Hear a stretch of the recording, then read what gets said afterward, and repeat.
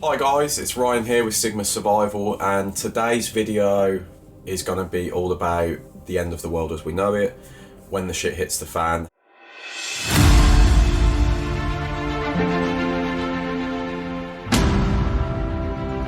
I'm going to be going to an abandoned sort of cattle barn, I believe it is.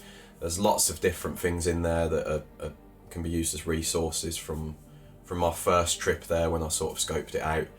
And I'm just going to be doing some scenario based teaching really. I'm going to be going along with the scenario and showing you how to best survive when, you know, society collapses. So let's have a bit of fun and see what it's all about.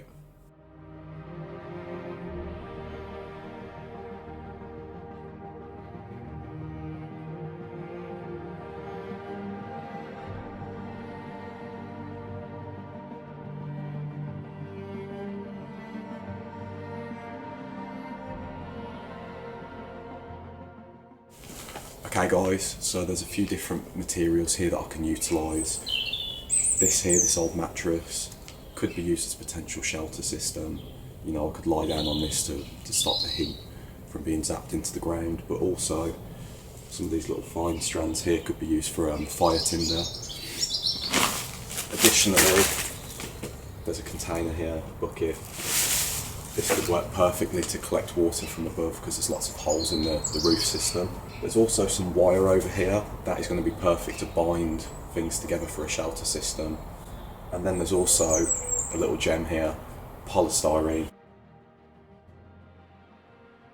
This stuff right here, broken down and mixed with some of this fluff off of the mattress, we could get a fire started quite easily. Okay guys, so here's a little bit of tinder, just in case we do need to get a fire lit later. You never know, fire can be a real life-saving resource in this sort of environment, but we don't want to attract the wrong sort of attention, being as, you know, there's new and evolving threats all the time here in the post-apocalyptic world. I'm just going to pull this stuff away because this is the fire-resistant stuff, and I'm left with this stuff here, which is just basically fabric material. This will combust much easier once we get rid of this stuff. Okay, that mixed with the polystyrene, that right there will take a spark. Okay guys, survival is all about being resourceful. There's an old tarp here, it's still waterproof I can tell, but here we've got good fire starting material, potentially some cordage. I've wrapped this up and twisted, so I will be taking this. Take a few strips of that. Like I said, this place is full of different things that I can utilise for survival. This rope here can be broken down into smaller strands and it can be used for shelter building, just like the duct tape can be. In fact, I'm going to keep the duct tape because that can be used, but I'm going to hold on to this as well. Can you hear that, guys? There's an animal on the roof. It sounds like a pigeon. Perfect opportunity for me to get the slingshot out and try and take a shot.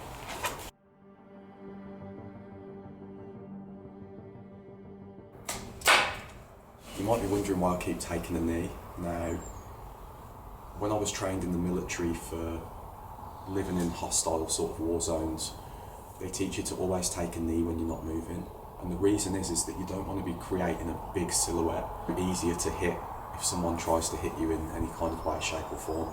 Okay guys, so there's quite a few shelter options here. Now, I don't really want to be messing with the local environment too much. The reason is that I don't know who passes through here often.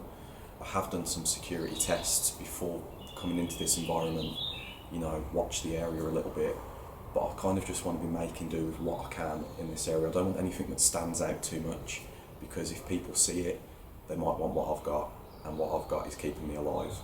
So one thing that I have found, guys, is this stack of old wood here.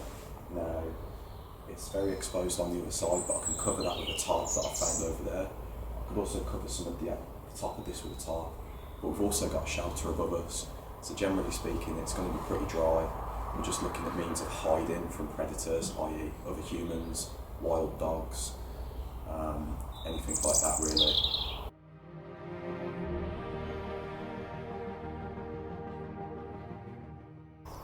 Okay Okay guys, as you can see, there's a ton of nails around here. They're old nails, they are rusty, and they usually would be utilised in a nail gun system. That doesn't mean to say that we can't use them if we make a long-term shelter out of this space. We've got a mattress over there, we've got tarps that we can build a roof with, there's loads of wood, and there's nails as well. It just means that for long-term shelter systems, you know, if this is a viable spot, we could make a camp here. Whether if we're in a group of people or as an individual, we could make a camp, we could make it more secure, and that's definitely what we're going to start looking at doing potentially. But we wouldn't do that straight away. We would do that after, I would say, at least a few weeks of observing the area and just seeing what's around, seeing what resources are here, seeing if there's a lot of foot passage. Okay guys, if there is a bit too much weather coming through the roof system, I can get inside this little part here, and that's perfect. Let me show you. As you can see, I can make quite a nice, comfortable sleeping space, and I'm covered from falling debris from the ceiling or the roof structure. There is a tarp, and there's also tarp-like materials that I can cover the structure with to give it sides. That gives me a little bit more camouflage and a little bit more windbreak. So just food for thought, guys. But for now, I might take a quick nap, middle of the day, and I know it's safe. Okay guys, if I do stay here for the night, and I don't really need a secure position, like, you know, some of the other areas here, this is great, especially for long-term survival.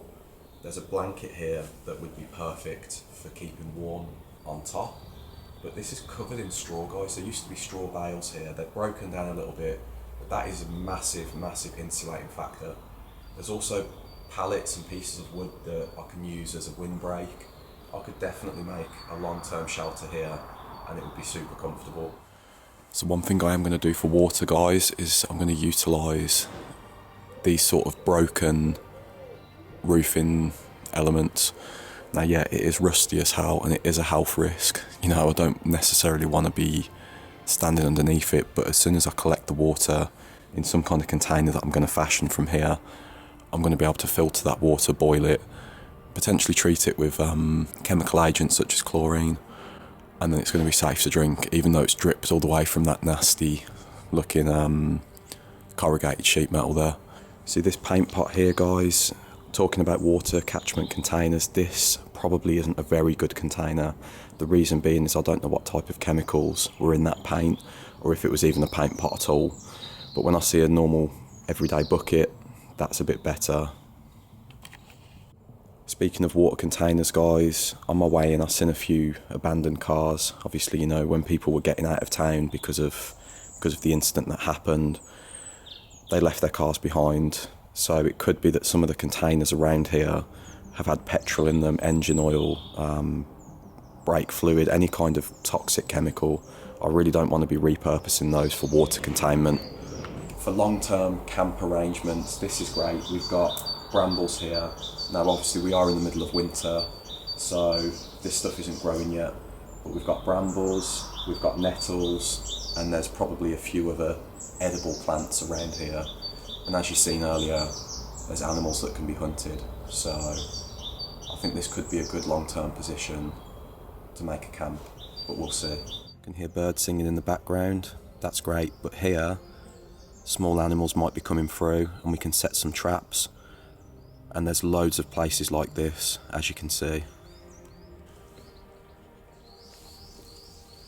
The animals are probably coming in because there's berries that have been dropped here, which is great because it means that there's a potential source of food. This means that this area here, we won't be looking at staying here initially, like sleeping here, just because we want to try and catch some food first. Okay guys, I've just heard something. It sounds like there might be engine sounds. We need to get some cover now, we need to get out. There might be some potential threats incoming to this location.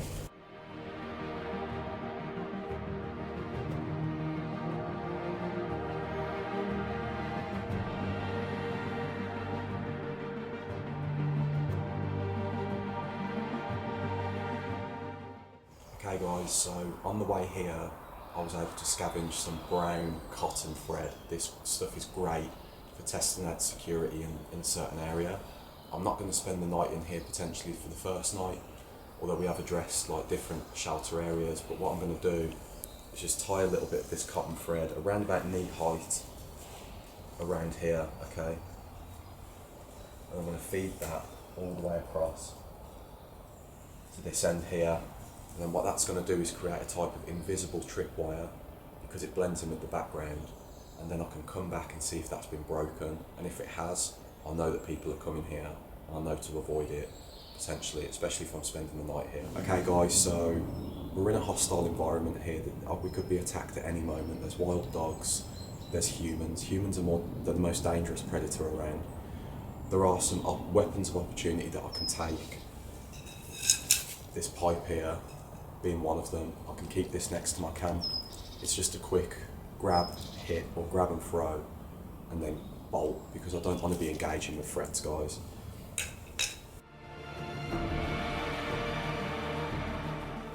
Okay guys, so what do we have here? This right here is a nightmare for me at night.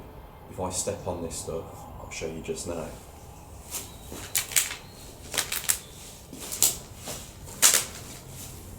In the middle of the night, same travels further. This is going to be a nightmare. This is going to attract attention, but I'm going to use this to my advantage. I'm going to shelter over this sort of way, and I'm going to utilise this as my early warning system.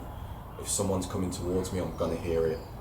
They're not going to be able to see as well in the dark, and if they've got a light shining, I'm going to see that. This is perfect, but I need to make a note of where it is so I don't alert attention to myself. Okay guys, so let's say I'm out on a scouting party and I need to attract attention for the guys that are a little further away. I need to give them a warning signal. Don't come into this area. I can cut some of this rubber off. It's a little bit time consuming, but if I cut multiple knobbles of this off, or just throw the whole tyre onto a fire that I made quickly, I can let the guys know further away not to come into this area because they'll see the black smoke. Okay, that is a warning signal that we've pre-arranged, pre-agreed. They know not to come, and I know to get out of there straight after making that fire. Just food for thought, guys. Okay guys, these are two resources that I do not want to be without. Okay, if I've got a group that's incoming or friendlies that are coming in, I want to be able to tell them whether if it's a hot zone or if it's okay. So if I've got a pre-agreed colour agreement, if I put this up as I see them incoming, they know not to come to this area. They know, okay, he needs to get out, and we need to get to a safe area, a rendezvous point. However, if I put this one up, they know that that's safe. Additionally, I can use this stuff to put fire tinder in, or I can store water in these. Great bit of kit, loads of uses. You might be wondering why I'm not using green, a bit like a traffic light system, guys. Well, there's a lot of green in this area, so if I hold a green bag up, it could be mistaken for anything. They might not even see it. Orange and red, they're gonna see pretty quick. One note to make is that if there's hostile forces in the area, you don't want to be putting a big orange bag up, just wait. Your people should know not to come into that area because they'll hear activity, okay?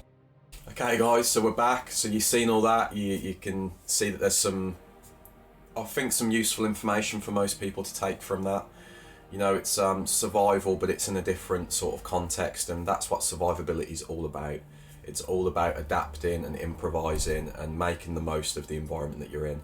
As you could see, I was going along with the scenario quite a lot. You know, I would talk about different things, like I would talk about scouting the area, so to make sure that it's optimal, talking about bringing a group into the area. Lots of different things. Obviously, I was very much in the mode of, you know, pretending that it actually was a real life apocalyptic event, because, you know, I wanted to make it as realistic as possible.